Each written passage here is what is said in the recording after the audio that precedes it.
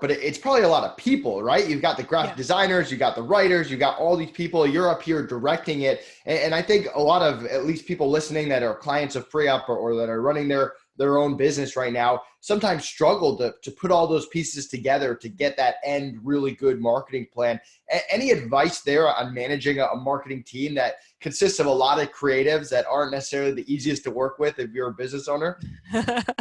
I think the more people you've got involved and the more you want to take advantage of the great skills of those people, the more organized you have to be.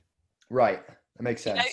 So you can't go, right, it's Friday, next week, what are we going to put out?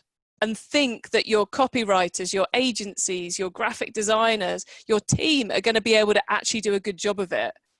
I mean, they can when they need to, but you should try and set them up a little bit more for success. I interviewed one of the content managers from HelloFresh in the USA a year ago, I think it was now, for the podcast. And she was writing blog content for the HelloFresh website, and they were working 6 months ahead. Wow. She was writing things and researching things that weren't going to go live for 3 to 6 months because they knew what the trends were they were going to hit on, which for me was slightly mind-blowing. How do you know what the trends are in 6 months? Things change so fast now. Yeah, but that's the thing. Actually, they do change, but they don't change. They're quite predictable, and they're more predictable than you would think. And there are people who whose job is to work out what these trends are, but they're working so far ahead. So you've got to give them time to get it right. And I know this is one of the tips that Nathan, you and Connor give out. You have to meet with the team, a regular schedule of meetings, be it every Monday, we get together, we look at the plan, double check we can still deliver on what we need to do this week and that it's still the right thing to be done. Because, the plan you create in December for January, February, March will alter by the time you get to March, and that's okay. We're perfectly happy with that happening.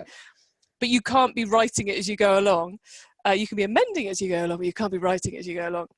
So that regular Monday meeting where you get everybody in and you go, right, where are we? Where are we on this week's projects? Where are we on next week's projects? Where are we on Black Friday if we need to be worrying about Black Friday now?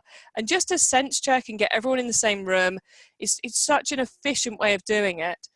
And then have it all out on a Trello board or an Asana board or something, so you're managing those pieces. But that's the quick tips, I suppose. Yeah, and you kind of touched on my next question, which was meetings. How many meetings? I'm assuming you don't just say, hey, go run with it, talk to you in a month. Is it once a week, or is it more than once a week? My favorite thing to do is to have a weekly meeting, a weekly marketing meeting, and then have, if I've got direct reports at a moment in time, I will have a meeting with each of those each week as well to see how it goes. But in my retailers' businesses, they would be following that. But in my business, I have a few freelancers dotted around who do different things with me. Now they come in for a project or go for a project. So with them, I'm catching up when I need to, but not in the times when they've got less to do. So yeah, you have to be there, but you also have to trust in your team. And what I find is that if you try and keep it to one meeting a week, it gives your team enough time to be creative, to feel inspired, to feel like they're doing something great, but it doesn't give them enough time to screw up, I suppose, putting it really, really bluntly.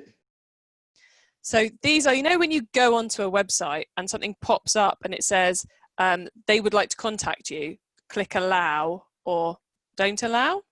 And you do that one click and then you get a pop-up every now and again from them telling them a new blog post has gone live. The news and